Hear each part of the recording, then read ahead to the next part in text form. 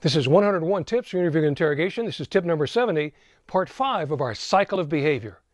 Stay tuned.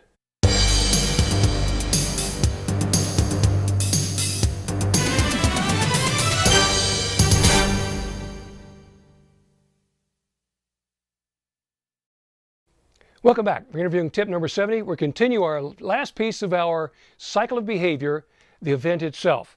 Let's do a quick review. Here's what we've had.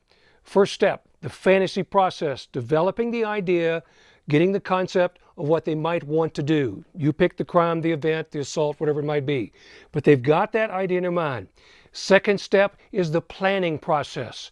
They now begin to run it through in a scenario in their mind. They begin to evaluate the risk, evaluate the possibilities, taking into account any possible deviations and plan, how they think it would go, what they want to get out of it, what would be their benefit of doing it.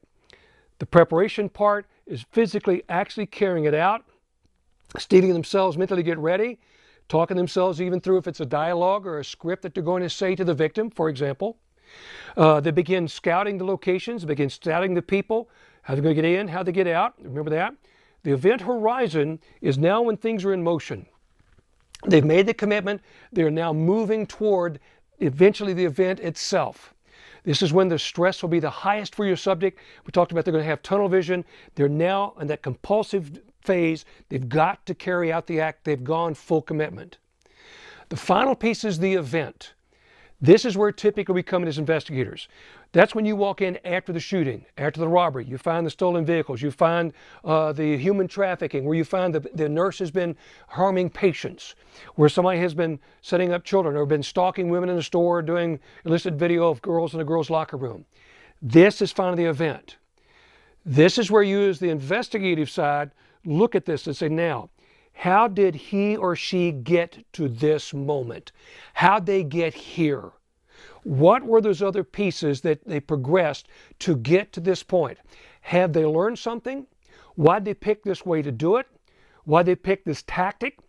Why this particular approach, this particular victim, time of day? So now you start thinking like your subject.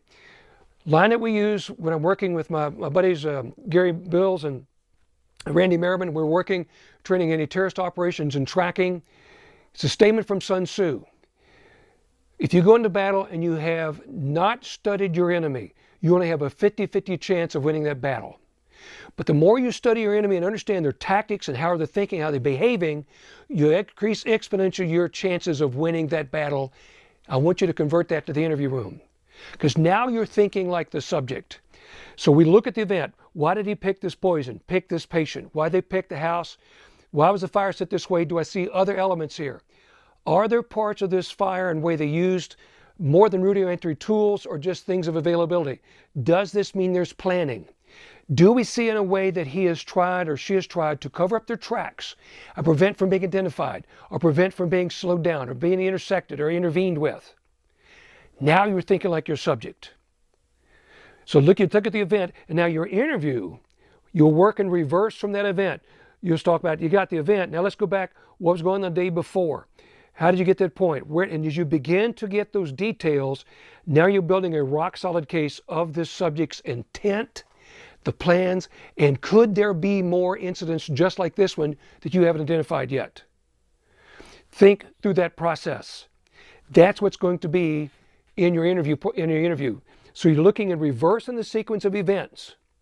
Okay? Then you're matching them up to how this person acted. Now, when you really want to do this, one of the things that I learned a long, long time ago when getting subjects, once I got them to talk, once I got information, I would spend time debriefing them and would go in reverse and learn how they got to these skills. Where'd they pick them up from? Where'd they see them? What was their thinking and planning process? Now, if you really want to advance into this, I haven't told this to anybody else, I haven't mentioned it yet. I have a level 3 and level 4 class. In level 4, you will go to prison and you'll spend 8 hours in prison and you'll be interviewing inmates, just the information I showed you or talked to you the last 5 sessions. And you'll learn from them. You conduct interviews in that environment. You're going to advance your skills, and you'll do anywhere from 6 to 8 interviews during the day, one after the other after the other. Purposeful practice. That's when you hone your skills and you begin to think like your subject. Now you become a master interrogator. So get in that level 1 and 2 course. You got to have those first, because 3 and 4 won't work if you haven't got that 1 and 2 course. So get in touch with me. Let's get that scheduled for your people. Let's get them advanced and get them the top level skills and ethical persuasion tactics we talked about earlier in this series. Look at influence and persuasion tactics. Meantime, hit the share button. Connect me with Facebook, LinkedIn, Google+, Instagram, Twitter. Pass my name around if you want to get involved in the class. Until I see you again, until next time for tip number 71, this is Stan Walters reminding you, be safe.